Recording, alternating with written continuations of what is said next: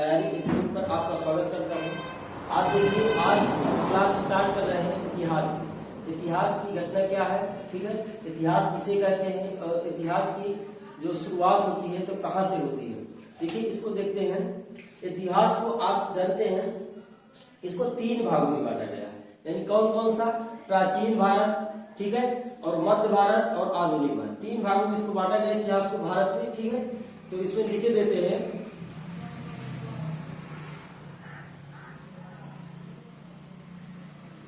तीन भाग कौन कौन से?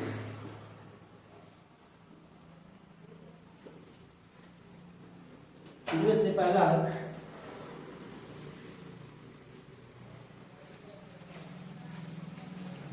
प्राचीन भारत,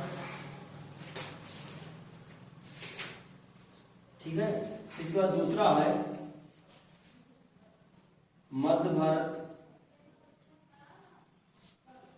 तीसरा है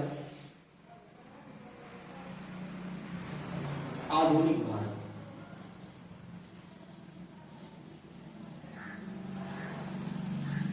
देखिए, जो भारत में जो पुराना इतिहास था उसको क्या कहते हैं? प्राचीन भारत कहते हैं। उसके जो बीच का भाग था उसको कहते हैं मध्य भारत, ठीक है। और उसके फिर जो अभी वर्तमान में चल रहा है आधुनिक से, तो इसे क्या कहते हैं? आधुनिक भारत, ठीक है। तो इसी के बारे में हमको अध्ययन करना है। तो देखिए दोस्तों, देखते हैं कि इतिहास क्या है। इतिहास इसको तो 3 भाग में बांटते हैं, पर इतिहास है क्या, ठीक है। तो इसको इतिहास को आप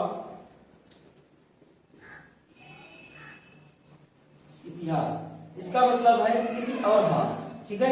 इसको 2 भागों में फिर से डिवाइड करते हैं। इसमें पहला क्या है? इति। इति का मतलब होता है ऐसा ही। इति का मतलब होता है ऐसा ही, ठीक है। और हास का मतलब क्या होता है? हास का मतलब होता है घटित होना।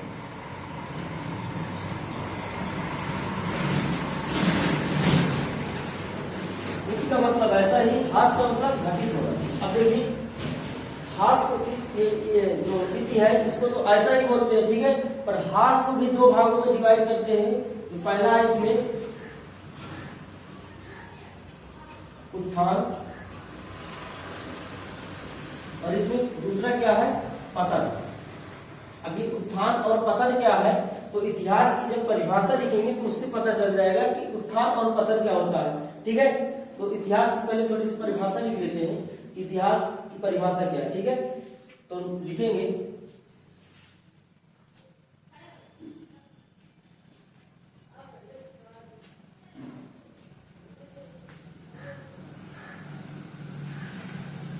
लिखना है, इतिहास एक ऐसी घटना है, इतिहास एक ऐसी घटना है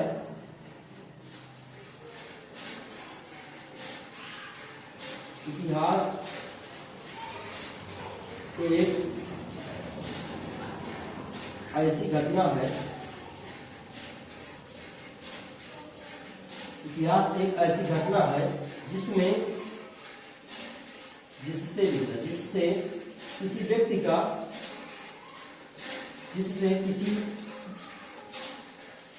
व्यक्ति का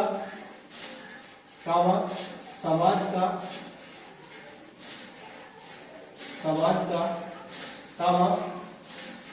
व्यवस्था का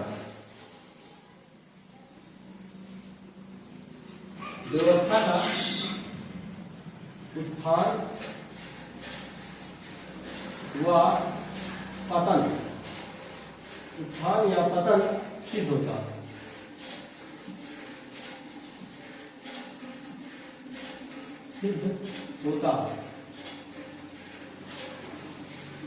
या तर्कों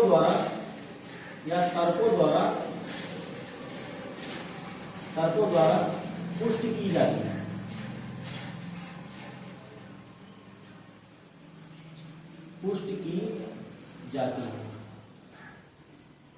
ये होती है इतिहास की परिभाषा, ठीक है। यानी इतिहास एक ऐसी घटना है जिससे किसी व्यक्ति का या समाज का, व्यवस्था का, यहाँ पे का नहीं लगेगा, व्यवस्था का, ठीक है, उत्थान व पतन सिद्ध होता है या इसके तर्कों द्वारा पुष्टि की जाती है। यानी जो व्यक्ति है और तो व्यक्ति के बारे में जो बताया जाता है, उसकी जो उसके साथ जो घटना हुई है, वो जो कार्य किया है, उसके बारे में भी बताया जाता है, तो उसी को इतिहास कहा जाता है। तो उसको तीन तरीके से हम बता सकते हैं, प्राचीन भारत या मध्य भारत, आधुनिक भारत। ठीक है, तो अब देखते हैं कि मध्यकालीन भारत कब से स्टार्ट होता है। अब इसमें हम पढ़ेंगे, प्राचीन भारत नहीं पढ़ेंगे अभी हमको पढ़ना क्या है, मध्य भारत। ठीक है, तो हम पढ़ते हैं क्या, मध्य भारत। तो हेडिंग लगाएंगे कि मध्य भारत कब से स्टार्ट हुआ।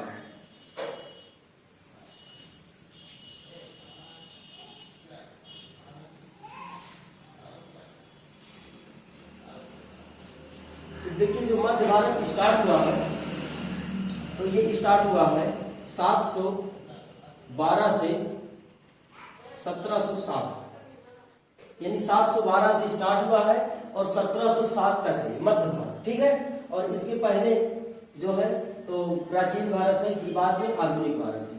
तो हमको ये देखना है कि मध्य भारत 712 से इसके अंतर्गत क्या आता है। तो इसके पहले थोड़ा सा दोस्तों, इसके पहले का जो लॉजिक है, यानी हम मध्य भारत के थोड़ा सा पीछे जाके समझाएंगे कि उसके पहले यानी इस्लाम धर्म आया था। तो इस्लाम धर्म कैसे उत्पन्न हुआ और उसका क्या विस्तार है, पहले उसको थोड़ा सा बताना चाहते हैं। तो देखिए इसके पहले हम इस्लाम धर्म को बता देना। ठीक है, इस्लाम। अब इस्लाम का देखिए मतलब क्या होता है, दो शब्द से मिलकर बनता है।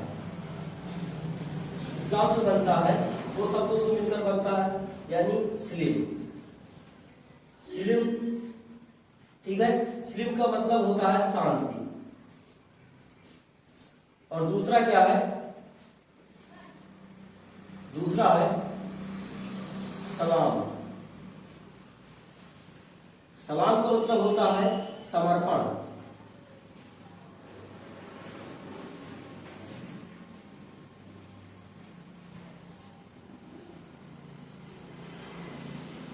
दूसरा होता है समर्पण। ठीक है, अब इसी में एक आता है इस्लाम, जो किसमें लागू हुआ है, मुसलमानों ने लागू किया है। तो इसमें क्या आता है, मुसलमान। अब मुसलमान को समझते कि मुसलमान क्या चीज है, मुसलमान।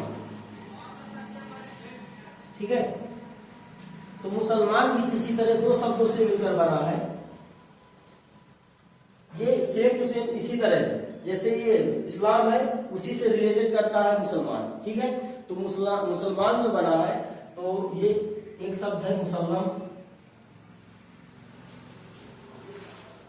मुसल्लम, ठीक है, जिसका क्या है मतलब, इसका मतलब है संपूर्ण। ठीक है, फिर इसके बाद है, इसी में आता है, यानी एक तो हो गया मुसल्लम, दूसरा हो गया ईमान। ईमान, इसका मतलब होता है विश्वास। कहते नहीं है कि जो एक सच्चा मुसलमान होता है वो कभी झूठ नहीं बोलता।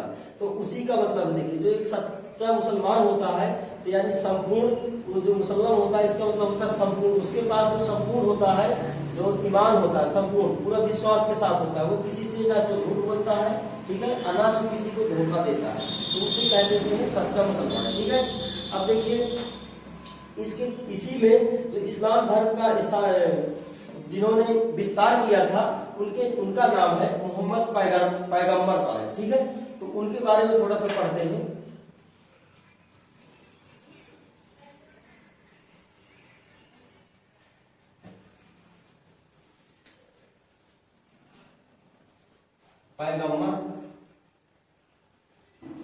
पैगंबर मोहम्मद साहब।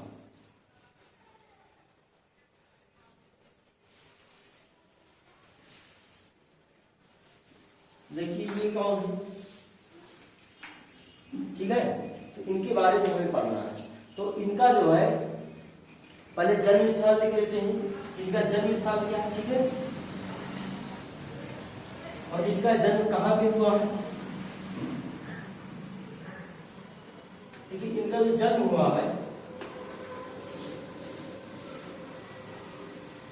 इनका जन्म हुआ है 570 ईस्वी। ठीक है, इनका जन्म हुआ 570 ईस्वी में। और कहाँ पे हुआ है? इनका जन्म हुआ है मक्का नामक ग्राम में। अब ये मक्का कहाँ पड़ता है? ये मक्का पड़ता है सऊदी अरब में।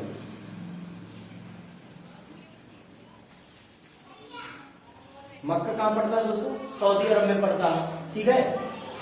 अब देखिए इनके पिता का क्या नाम था, माता का क्या नाम था, तो लिखेंगे थोड़ा सा। इनके पिता का नाम था, इनके पिता थे जो अब्दुल्ला, इनके पिता थे अब्दुल्ला।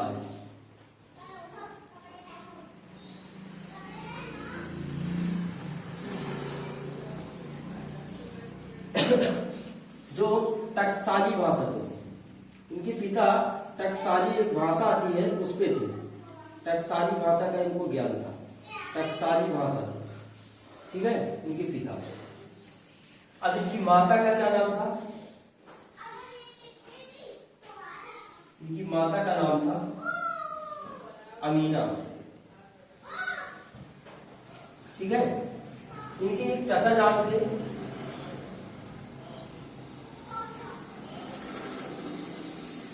चाचा जान थे जिनका नाम था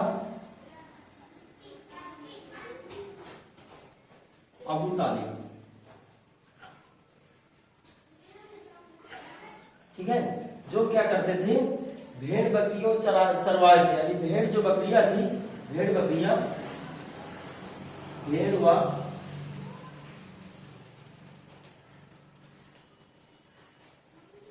बकरियों के चरवाए थे। ठीक है। इसको मिटा देते हैं। अब देखिए थोड़ा सा इनकी हिस्ट्री के बारे में जानते हैं क्या है। इनका जन्म हुआ था, इनका जन्म हुआ था 570 ईस्वी में मक्का नामक ग्राम में। ठीक है, जो सऊदी अरब में पड़ता है। इनके पिता का नाम था अब्दुल्ला, जो टकसाली भाषा को उनको ज्ञान था। ठीक है। इनकी माता का नाम है अमीना और इनके एक चाचा जान थे जिनका नाम है अबू तालिब, जो भेड़ बकरियों का व्यापार करते थे या चरवाए थे, उनको चराते थे। ठीक है। तो ये जो है ये भी क्या करते थे? इनके साथ ही लगे रहते थे भेड़ बकरियों को चराने में। ठीक है। तो और इनका एक दोस्त था, इनका एक दोस्त था जो एक मालकिन थी, खदीजा नाम था उसका, खदीजा। तो वहां जो है नौकरी कर रहा था। खदीजा नाम की जो मालकिन थी उसके वहां वो नौकर था, इनका दोस्त। तो इसके बाद इसको देखा कि ये अपने चाचा जान के साथ भेड़ बकरियां चराने में लगा रहता है, तो उन्होंने क्या सोचा कि इनको भी ले जाए, तो वहीं रानी के पास जो उनकी मालकिन थी उसी के पास रख देंगे, तो वही नौकरी करेगा। और उनको भी आवश्यकता थी नौकर की, उन्होंने भी कहा था कि कोई नौकर मिले तो ले आना। तो ये जो क्या किया, इसको बोला कि चलो हमारे यहाँ मालकिन के यहाँ तुम वहाँ नौकरी करोगे, यहाँ भेड़ बकरी चराने से कोई फायदा नहीं है। ठीक है। तो ये क्या थे, ये जो थे ये देखने में बहुत हट्टे कट्टे थे और अच्छे लगते थे। ठीक है। यानी गोर नाम, सऊदी अरब के वैसे भी गोर नाम थे। ठीक है। तो ये देखने में थोड़ा अच्छे लग रहे थे, हैंडसम थे। तो ये जब गए वहाँ नौकरी, देखो एक बात और थी कि जो इनकी मालकिन थी तो वो विधवा हो चुकी थी, यानी उसकी जो उम्र थी लगभग 40 वर्ष थी और विधवा भी हो चुकी थी। इन्होंने गए और वहाँ जो है नौकरी करना स्टार्ट कर दिया। कुछ दिनों के बाद इन्होंने नौकरी करते करते इनकी जो मालकिन थी उन्हीं से इनका प्रेम चलना शुरू हो गया। अब जैसे इनका प्रेम चलना शुरू हो गया तो जानते हैं दोस्तों कि जब अब प्रेम इनका स्टार्ट हो गया तो उन्होंने सोचा कि इससे हम निकाह कर लें, और देखने में भी खूबसूरत था, अच्छा था। तो उन्होंने सोचा मालकिन ने कि इनसे हम अपना निकाह कर लें। तो इन्होंने क्या किया, उनके साथ अपना निकाह कर लिया, जो मोहम्मद पैगंबर साहब थे। तो इन्होंने अपना उनके साथ निकाह कर लिया। फिर इसके बाद उनकी क्या मृत्यु हो गई। और इसके बाद जो उनकी प्रॉपर्टी बहुत सारी थी, उनके कोई लड़के बच्चे थे नहीं, उनके पति यानी पहले से विधवा हो चुकी थी। तो ठीक है। तो इन्होंने जो है उनकी 40 वर्ष लगभग एज थी तो उनसे निकाह कर लिया। फिर इसके बाद 12 वर्ष बाद वो खत्म हो गई, यानी 12 वर्ष जैसे हुए तो वो खत्म हो गई। फिर इसके बाद इन्होंने अब जितनी पूरी प्रॉपर्टी थी तो इन्हीं के हाथ में आ गई। तो अब ये नौकरी क्या है, नौकर थोड़ा ना रहता, तो मालिक बन चुके भाई, पूरा सिंगल इनका पूरी प्रॉपर्टी इनके हाथ में आ गई। तो अब जो है ये अपना लगे रहे कमाने में। इसके बाद एक आता है जिब्राइल, ठीक है, जिब्राइल। अभी जिब्राइल क्या है?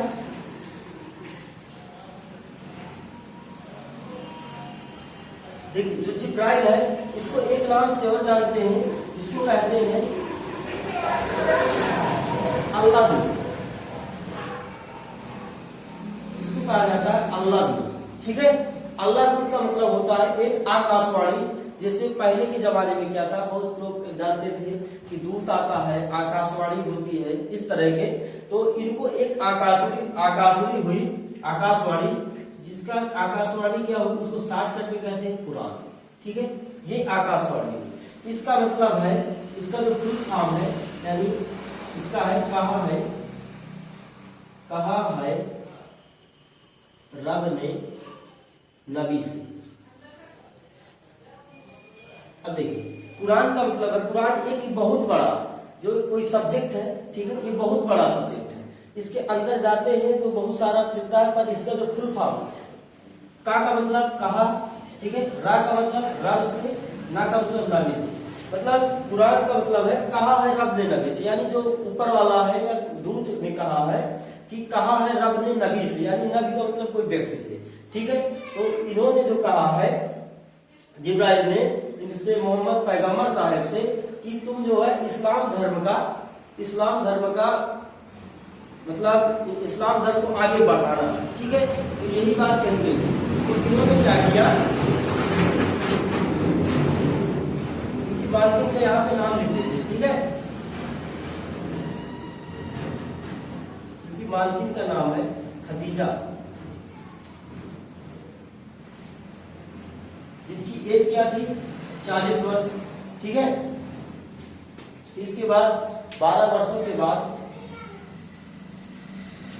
निकाह के बाद 12 वर्ष के बाद ये खत्म हो गई, ठीक है। अब देखिए ये कुरान जो आई, यानी जिब्राइल ने कहा है रब ने नबी से कि इस्लाम धर्म को आगे कैसे बढ़ाना है, ठीक है। तो अब देखते हैं, इसको मिटा दें।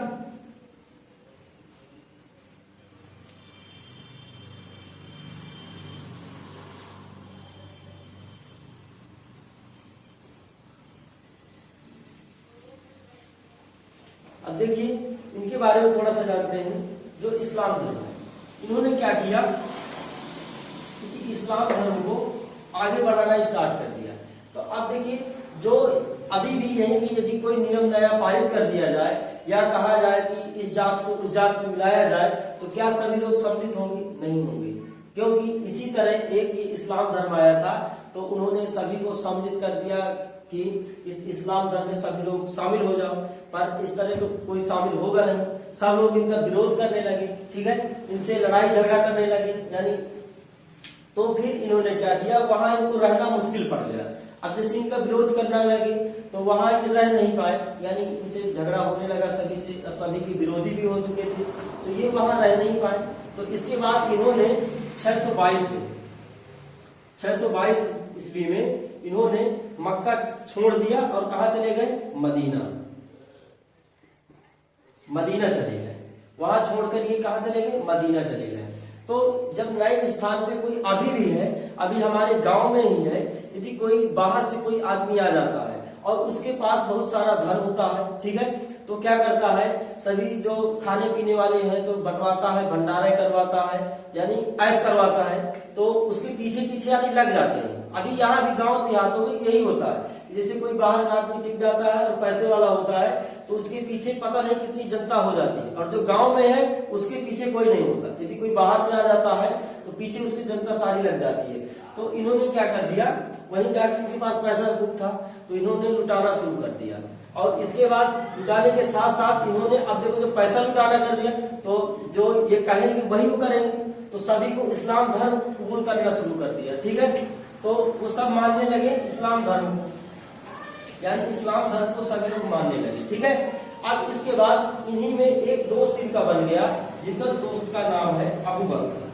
इनका जो मित्र है मोहम्मद पैगंबर साहब का, इनका नाम है अबू बकर, इनका नाम है अबू बकर, ठीक है। अब देखो अबू बकर क्या थे, वही के कोई थे, तो अब इनका कोई मेन दोस्त बन गया, मुखिया यानी मंत्री जैसा, तो इनके साथ रह रहा था, ठीक है। फिर इसके बाद क्या किया इन्होंने, इनकी एक लड़की थी 9 वर्ष की, 9 वर्ष की इनकी लड़की थी, जिनका नाम क्या था, आयशा बेगम। इनका नाम था आयशा बेगम, इनकी लड़की का नाम था आयशा बेगम। तो क्या होता है, पहले के जमाने में क्या होता था कि वहां जो है, अब 9 वर्ष में क्या है, इन्होंने सोचा कि इनसे हम निकाह करवा दे। अबू बकर ने खुद सोचा, ठीक है, अबू बकर ने क्या सोचा कि अब इनके आगे पीछे तो कोई है नहीं, तो यदि हम अपनी लड़की का इनसे विवाह करवा दे, निकाह करवा देंगे, तो सारी प्रॉपर्टी हमारे हाथ में आ जाएगी, तो हम मंत्री तो रहेंगे नहीं, फिर तो मालिक बन जाएंगे। और इनकी तो चल नहीं रही, यानी ये तो वही काफी एज के हो चुके थे। तो इन्होंने क्या किया, आयशा बेगम से यानी अपनी बेटी से इनका निकाह कर दिया, मोहम्मद पैगंबर साहब से, जो 9 वर्ष की थी, ठीक है। अब फिर इसके बाद जो है, यानी 632 ईस्वी में, यानी इसी तरह रहते करते 632 ईस्वी में, यानी इनकी जो मोहम्मद पैगंबर साहब थे, उनकी मृत्यु हो चुकी, ठीक है। अब इसके बाद जो है, इसके बाद स्टार्ट होता है, अब इनकी मृत्यु हो चुकी है, इसके बाद आएगा फतीमा और हजरत अली, ठीक है। अब अबू बकर आएगा, जो वर्तमान में यानी खलीफा बन जाएगा, ठीक है। जैसे अबू बकर आएगा तो ये पहला ही खलीफा बनेगा, यानी जो प्रथम खलीफा के नाम से जाना जाता है, उसे अबू बकर को जानते हैं। तो यानी हम दोस्तों वीडियो को ज्यादा बड़ा नहीं करते हैं, यहीं पे स्टॉप करते हैं, यानी अगला वीडियो फिर हम बनाएंगे तो यहीं से स्टार्ट किया जाएगा, ठीक दोस्तों। चलते चलते एक लाइन बोलते हैं, ठीक है। रख हौसला वो मंजर भी आएगा, प्यासे के पास समंदर भी आएगा, थक कर ना बैठ ये मंजिल के मुसाफिर, मंजिल भी आएगा और मिलने का मजा भी आएगा, ठीक दोस्तों। जय हिंद।